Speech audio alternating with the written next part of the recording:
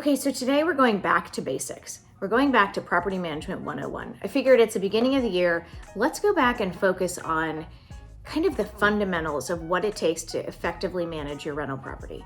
In our company, we call this the 3 pillars of protection that we have for our clients. They are your property, your pocketbook, and your liability.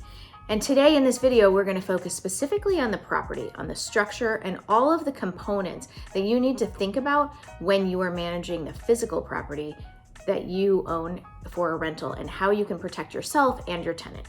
So stay tuned. If you're looking for great landlord tips and information, I hope you'll subscribe to our channel because that's our goal here, is to provide information that can help you be the absolute best landlord that you can be. Okay, so when it comes to managing your rental property, the property itself, I've got 5 areas that I want to talk to you about today that I think are super important for you to think about and focus on when you are getting your property ready and how you maintain it over time. Okay, so the first area is about getting your property rent ready. When we talk about rent ready, people think about, what do I do to make it look pretty and attract tenants? And that's important. Yes, we want to talk about that too. But when I talk about it, I'm also talking about literally going through your house step by step with a checklist. And I actually have a checklist in the notes below that you can download and use as a guideline for all of the things that you should look at, fix, tweak, tighten up, make sure they work. Go through each room of your home and just kind of go through this checklist and make sure that everything is in proper working order. Everything is safe as you turn the property over to a tenant. Obviously, getting it rent ready also means having the property painted if it needs to be, having flooring replaced if it needs to be, fixtures, lighting, having light bulbs and everything. It needs to look clean, and it needs to look like somebody really cares about the property. You can tell when it's been neglected and no one's really been there and no one's really maintaining it. What that says to a tenant is, if I put in a work order, I don't even really know if somebody's going to fix it, because look, they don't even care to fix it now. So especially the first time you turn it over to a tenant, you want to do this. And in between tenants, you're going to be doing some of this sort of maintenance as well. Okay, so getting it rent ready is super important in protecting yourself, protecting your tenant, and it will decrease the amount of work orders that come in because you've already done a lot of things to make sure that things are working properly. It will definitely give you less headaches down the road. The second area that's super important is related to safety.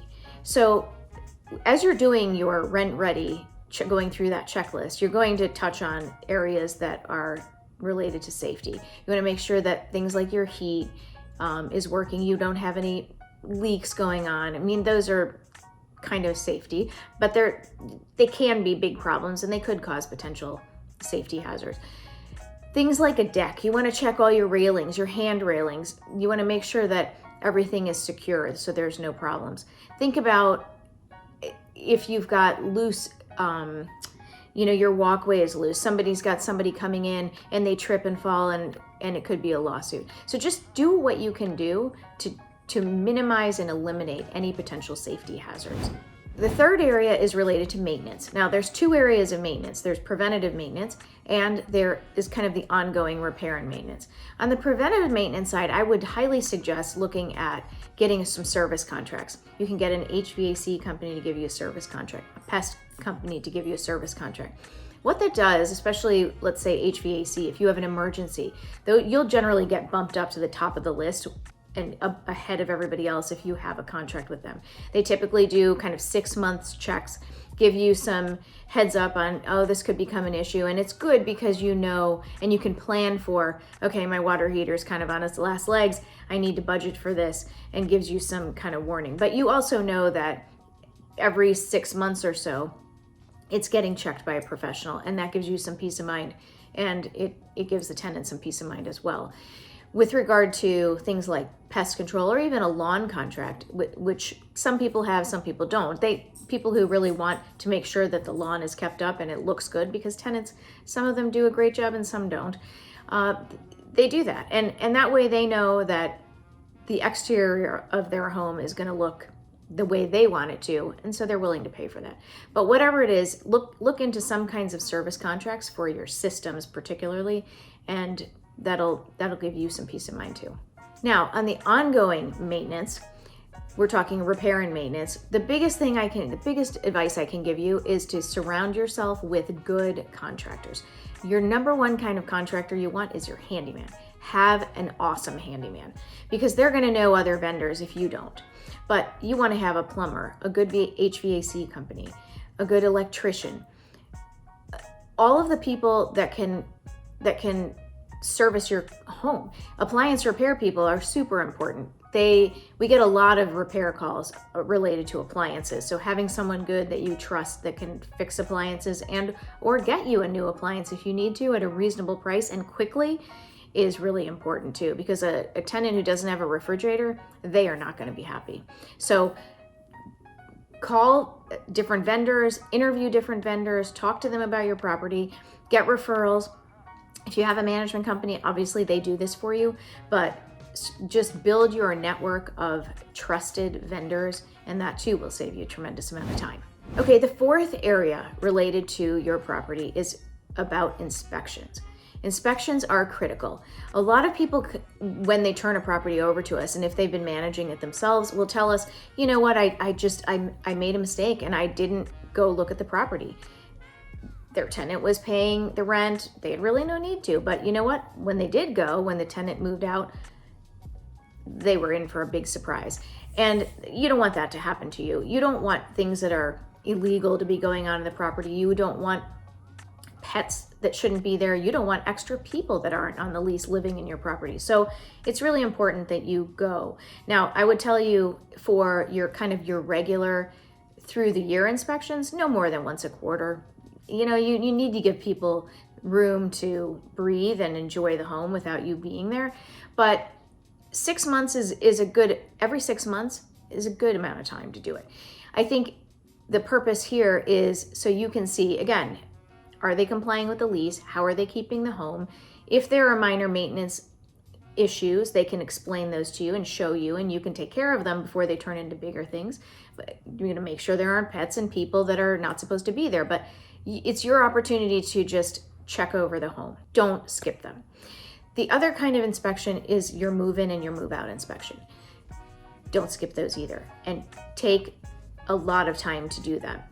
When you do your move-in inspection, you want to do this when the property is completely vacant.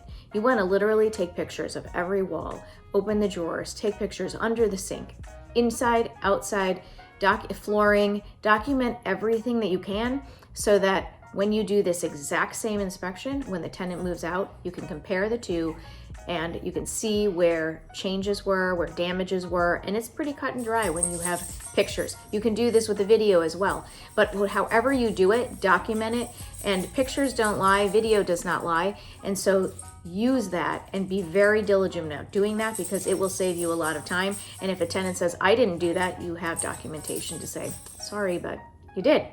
So don't skip those inspections. Okay, and the last thing I would tell you related to your property and maintaining your property is doing periodic updates. So no one wants to spend a ton of money on their rental property, right?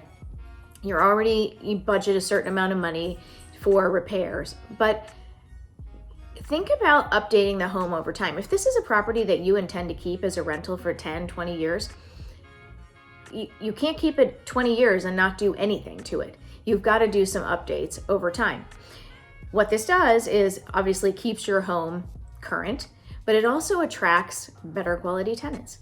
If you have a home with yellow countertops and old dated cabinets and appliances, you're obviously not going to attract many tenants, let alone the kind of tenants you probably want.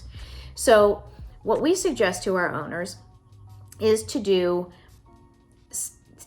consider doing some type of update, when you have tenant turnover. Maybe not every time you have a tenant turnover, but let's say every few tenants. So maybe you update a bathroom. Maybe you change out all the appliances. Maybe you change a countertop, change all the light fixtures. You do some kind of exterior landscaping or walkway. Maybe you refresh the patio. Whatever that is, it spreads out your cost, but it keeps your property maintained and updated along the way. And that helps you in the short term, but definitely helps you in the long term. Because down the road, if you decide, okay, I'm going to sell this home, but over time you've done little things to keep it fresh, later you'll have a lot less to do and won't have to spend as much money down the road. So I think you only have one chance to make a first impression. So when you put that house on the market, the more things that are updated, the better and more people you'll attract. You'll get money coming in the door faster, and you'll get better tenants. So those are the 5 areas I would recommend that you really focus on and think about and build up your network. Do that to keep your property maintained, and that'll be huge. Those are the kinds of things we do. We do it with a lot of systems in our company. If you have some sort of software that you use that can remind you to do all these things, that's fantastic. But take the time to educate yourself on how to do it and get the tools so that you can do it efficiently. And that's it. So in our next video, we're going to talk about pillar number 2, which is your pocketbook and the money. That's what people want to know. So watch out for that. And if you like this video, I hope you'll give it a thumbs up. And again, subscribe to our channel, share it with people you know. And thank you so much for watching, and I'll see you next time.